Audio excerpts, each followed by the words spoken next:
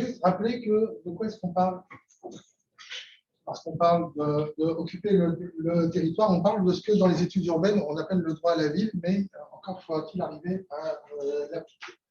Donc c'est intéressant parce que ça nous rappelle que l'occupation du territoire n'est pas seulement fonctionnelle, c'est aussi un enjeu très, très politique. Par contre, les approches critiques sont vraiment en avance du côté des espaces urbains où il y a vraiment une densité qui permet d'avoir tout un ensemble d'acteurs qui vont se coaliser les uns avec les autres pour essayer de faire pression sur la ville, sur l'État. Comment est-ce qu'on fait pour penser l'équivalent à partir de rapports sans doute moins conflictuels dans les territoires régionaux ou ruraux? Ça, c'est d'autant plus embêtant que, historiquement, on a beaucoup associé la pluralité à la paix, à la fameuse idylle, et donc face à la ville qui, au contraire, incarnerait le conflit, etc. Donc, comment est-ce qu'on fait pour arriver à penser de la politique qui ne soit pas exclusivement conflictuelle? Là, c'est assez intéressant parce que ça rejoint aussi l'idée qu'il se passe plein de choses en ville. Il n'y a pas de problème, sauf qu'il n'y a pas que les villes où il se passe des choses. Donc, finalement, surtout avec un ensemble de concepts super stimulants en matière d'économie, en matière de sociologie ou de sciences politiques, mais qui ne s'intéressent pas comme ça à la vie. Donc, pour examiner la ruralité, on en a quand même certains travaux beaucoup plus rares, mais qui nous expliquent que d'une part, il se passe des choses, notamment au Québec. Là, bien entendu, les travaux de Bruno ont montré il y a longtemps qu'il se passait des choses ici qu'on ne trouve pas ailleurs, mais il y a aussi les travaux européens qui nous expliquent que d'une part, la ruralité est importante, qu'il y ait vraiment une appropriation de la ruralité par des nouvelles classes, des nouveaux groupes sociaux, et aussi des conflits qui touchent la ruralité, notamment en Italie, au nord et au sud. Ça veut dire qu'il y a vraiment des nouvelles formes d'organisation qu'on trouvait dans les grandes villes autour des nouveaux mouvements sociaux, autour de la terre mondialiste qu'on retrouve aussi dans les territoires ruraux ou régionaux. Donc ça pose la question, est-ce qu'on peut utiliser le questionnement porté par le droit à la ville dans un territoire qui soit différent, que ce soit la campagne ou le c'est vraiment essayer de voir si on peut utiliser le droit à l'habiter comme l'expression d'une revendication démocratique pour pouvoir contrôler une partie de son environnement bâti et naturel. Donc, le droit à la ville, là, je vous l'ai fait vite, hein, mais juste, hein, c'est, très vite, le droit à la ville, c'est le marxisme intéressant. C'est-à-dire celui qui n'est pas resté bloqué sur la lutte des classes, sur le mouvement ouvrier. Les ouvriers, ils vivent aussi, puis c'est les habitants. Dans ce cadre-là, ça veut dire que oui, ils ont le droit de participer à la construction de leur environnement. Donc, est-ce que la ville peut être une œuvre collective où les habitants auraient une chose à dire, avec notamment pour faire pression pour imposer la valeur d'usage, donc l'usage de la ville plutôt que la valeur des échanges liés au marché et à la globalisation. Manuel Castells a un peu durci ce modèle-là en montrant que pour ça, la cause ne vient pas seule, il faut qu'il y ait un mouvement qui le porte. Lui, notamment, a beaucoup travaillé sur le mouvement social urbain qui était très influent à Montréal. C'est une forme un petit peu particulière puisque ça préjugeait au départ une grande mobilisation, puis on se rend compte que c'est beaucoup plus modeste, mais ça reste très très présent. Donc l'idée, c'est de voir comment est-ce qu'un mouvement qui modifie les significations de l'espace peut influer sur la manière dont on va gérer cet espace. Ça veut dire aussi que c'est des enjeux qui ont été bien vus des années 70, même si la manière dont ils sont portés peut différencier. En particulier les enjeux des conditions de vie de la consommation collective, les enjeux de la contestation du pouvoir des États et les enjeux de la signification culturelle de ce qu'est la ville ou donc l'État.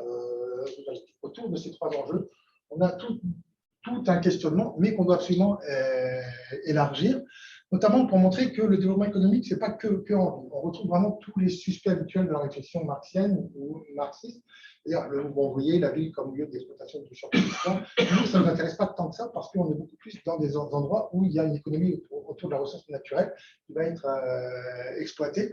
Ce que David Harvey appelle l'expropriation. Donc il y a vraiment tout un questionnement autour de la nature qu'il faut qu'on arrive à prendre en compte. D'autre part, insister sur le conflit, c'est intéressant, mais on a vu à partir des années 80 que les territoires ne s'en sortiront pas s'il n'y a pas un soutien de l'État, d'où l'intérêt du mouvement, du modèle québécois. Donc ça veut dire que le conflit est très très loin de résumer le rapport nécessaire entre les groupes mobilisés et l'État. Là, on peut parler de développement communautaire, développement territorial, etc. Et on parle au final à propos de qu'est-ce qu'on construit dans cet espace. Donc l'espace n'est pas vide. Donc il faut bien voir que dans la réflexion sur l'urbanité, on assiste beaucoup sur la ville comme le creuset d'un nouveau contrat social, diversité culturelle, ethnique, etc. C'est super intéressant. Qu'est-ce qu'on fait nous pour penser cette construction du social lorsqu'on n'est pas dans cette approche très globalisée, très plurielle. Bref, c'est quoi une communauté qui elle-même pourrait être un lieu d'émancipation, même si ce n'est pas la même que dans les grandes villes. Donc, on a donc trois grands enjeux. Donc, juste histoire de rappeler que si maintenant on insiste peut-être sur la dimension politique, pour rappeler quand même que la réflexion critique est souvent très intéressante, mais pas trop l'État. Et c'est dommage parce que l'État est important, parce que l'État a d'abord été l'endroit où on a démocratisé la participation politique. C'est-à-dire qu'il y a eu toute une construction historique de l'État et l'insertion des classes populaires. Pour le dire très vite, le Canada, la plupart du temps, est placé dans les démocraties à participation locale forte, mais avec une très faible intégration à l'État national. Ça veut dire qu'il y a deux scènes qui n'ont pas grand rapport entre elles. C'est encore pire aux États-Unis, je vais revenir. Ça veut dire qu'on peut avoir une véritable effervescence démocratique au niveau local sans que ça percole sur l'échelle nationale. C'est là qu'il faut un petit peu nuancer avec le modèle québécois. Nous, en plus, au Québec, on a cette dimension. L'État finance énormément. L'État entretient des rapports très forts avec les groupes communautaires. Donc, ça veut dire qu'on est non seulement dans une scène locale qui est très marginale par rapport à la scène nationale, mais en plus, elle est dominée par l'argent de l'État et donc sa régulation. Ça veut dire que oui, il y a de la politique, mais il y a de la politique qui est difficile à affirmer, comme l'ont montré les travaux sur la sociologie de l'État. Ça veut dire que dans ce contexte-là, penser l'habitation du territoire, c'est à la fois penser les politiques sociales de l'État, l'influence des groupes communautaires, l'influence aussi des municipalités qui peuvent se territoire. Donc, au final, on se retrouve avec un tissu d'action civique, communautaire, participatif, qui essaie de peser dans l'orientation de l'habitation face aux institutions politiques. Sauf que, et c'est là que c'est intéressant, puis c'est un petit peu pour ça qu'on est là aussi, sauf que tout ça, ça a beaucoup bougé depuis une dizaine d'années. On sait que 2015 a vraiment bousculé les choses, puis on s'est rendu compte que, tiens, il y a plein de choses qui commencent à apparaître, il y a vraiment des différenciations au sein du mouvement communautaire. Je reviens là-dessus un petit peu après. Et donc, au final, et je vais, pour que Daniela ne me gronde pas, je vais juste peut-être insister sur trois pistes. Comment est-ce que les régions, comment est-ce que les territoires, donc qui ne sont pas forcément les territoires centraux des grandes villes, peuvent nous apprendre la manière dont la population peut s'approprier son espace. D'abord, oui, l'enjeu de la défense des conditions de vie et de la consommation collective reste important, avec peut-être une double dimension qui a moins en ville. C'est que la production est importante parce qu'une partie de nos communautés ont besoin de modèles économiques pour pouvoir avoir des emplois qui permettent de soutenir des communautés. Ça veut dire que, oui, la production est aussi importante que la reproduction. Si on veut, on va le dire autrement, ça fait un petit peu chèque humain. Ça veut dire que pour pouvoir vivre sur un territoire avec des services publics, encore faut-il qu'il y ait suffisamment d'emplois pour que les territoires soient viables. On a tout au bord de Coumel, on a des territoires qui vivent très mal la crise de la foresterie. Donc ça veut dire que c'est important. Par contre, c'est important, mais pas à tout prix. Ça, on l'a vu avec la fonderie Horn. C'est que tous les enjeux des services publics, tous les enjeux de l'environnement, tout l'enjeu des conditions de vie pour les connaissances sont des enjeux qui sont vraiment fondamentaux et qui restent conflictuels, notamment lorsque l'État ne fait pas sa job, ou en tout cas une partie de l'État, parce qu'il y a une autre partie qui l'a fait. Donc ça veut dire la production et aussi la fourniture de services publics. On est vraiment dans une articulation entre la question économique et la question sociale qui est au cœur de la défense des conditions. Un autre point, peut-être, c'est la signification de l'espace. Nous, dans l'Est du Québec, on a été bousculé vraiment par le BAEP qui nous a appris que oui, la signification de l'espace dans la lecture moderniste, c'est la vocation à disparaître. L'avenir était brillant, mais pas pour les territoires périphériques de l'Est du Québec. Donc, ça veut dire qu'il a fallu reconstruire par le conflit, avec les opérations d'unité, une signification qui soit plus positive. Par contre, ça veut dire aussi que, manque de peau, on reste dans un état fondamentalement libéral, c'est-à-dire favorable aux impératifs marchands, c'est-à-dire qu'il faut toujours démontrer qu'on est capable d'avoir une certaine rentabilité. Et donc, on se retrouve toujours avec des modes d'habiter, des modes d'occupation qui sont dépendants de leur capacité à démontrer que, ouais, ça peut marcher, compris dans des mécanismes très marchands. Ce qui fait que proposer des modes d'occupation qui soient alternatifs, ça reste toujours très difficile. On l'a bien vu avec la difficulté qu'on peut avoir à faire reconnaître au gouvernement l'importance d'une prise en charge collective de la question du logement social. On le voit aussi avec certains conflits qui émergent dans certaines régions autour des modes d'habiter. D'autre part, ça nous rappelle aussi que la simplification n'est pas simplement liée à l'habitation, c'est aussi lié à la capacité qu'on a à s'approprier son environnement pour en faire un projet collectif, un développement autour de l'habitation. Et là, fondamentalement, on se retrouve vraiment dans toute une panoplie de groupes, de dynamiques, de mobilisation, de tentatives de participation qui te rappellent que oui, la population est là, oui, la population est participe, mais ce n'est pas parce que ça ne percote pas avec la chaîne nationale qu'il n'y a pas une conception du politique qui est relativement forte. Il y a vraiment toute une redécouverte à faire autour de ce que ça peut bien signifier l'engagement collectif qui ne passe pas par les mécanismes politiques, mais plutôt par des mécanismes d'engagement communautaire. Bref, est-ce que la communauté n'est pas politique d'une certaine manière? Elle est politique notamment parce qu'elle est dans un rapport à l'État qui est complexe. Je la fais courte, hein, mais on a vraiment essayé dans les années 80 autour du GRIEC de penser à un développement qui serait totalement interdit à l'État. Le manque de peau, la fin des années 80 a vraiment été un moment très très difficile. On se rend compte que non, on a besoin de l'État, on a besoin de tout un ensemble de politiques publiques qui permettent justement de suspendre le jeu du marché qui est défavorable à ces acteurs marginaux qui n'ont pas les reins suffisants pour aller face à la compétition internationale. C'est-à-dire que l'État est là, mais pas l'État n'importe comment. Et donc, c'est moins un conflit avec l'État qu'une négociation permanente de la modalité qu'a l'État de gérer les communautés. On va dire en français, ça va être mieux. C'est qu'il faut se battre avec l'État pour être reconnu dans des termes qui sont moins défavorables que ce que fait le marché, ce qui est très loin d'être évident. Ça veut dire que l'action communautaire ou l'action du développement ne peut pas être pensée simplement dans une résistance à l'État. C'est une résistance qui vise non pas à remplacer l'État c'est pas un combat à mort, comme on a trop souvent en tête en matière politique. C'est d'abord un combat pour définir les modalités.